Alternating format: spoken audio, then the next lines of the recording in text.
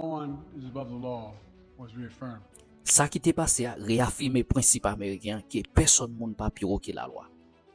Before I begin my remarks, I just want to say a few words about what happened yesterday in New York City. Avant moi commencer remarque moi yo, moi t'a remet dire quelques mots sur ça qui t'est passé hier dans ville New York. The American principle that no one is above the law was reaffirmed. Ça qui t'est passé a réaffirmé principe américain que personne monde pas plus haut que la loi. Donald Trump was given every opportunity to defend himself. It was a state case, not a federal case. Yo te bay Donald Trump toute opportunité pour te défendre tête li. C'était un dossier qui te concerné yon état, ni pas un dossier fédéral.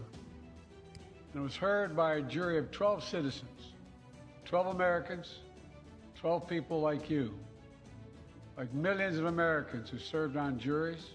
Li te tende par un jury qui composé de 12 citoyens, 12 Américains, 12 moun tankou des millions Américains qui te servi dans jury. This jury is chosen the same way every jury in America is chosen.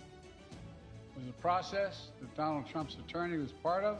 Jury ça a été choisi même Jacques, tout jury dans les États-Unis te choisi et avocat Donald Trump yo te fait partie de processus ça. The jury heard 5 weeks of evidence, 5 weeks. And after careful deliberation, the jury reached a unanimous verdict. Jury a été des témoignages pendant 5 semaines. 5 semaines après une bonne examination, yo te arrivé joindre une décision ensemble.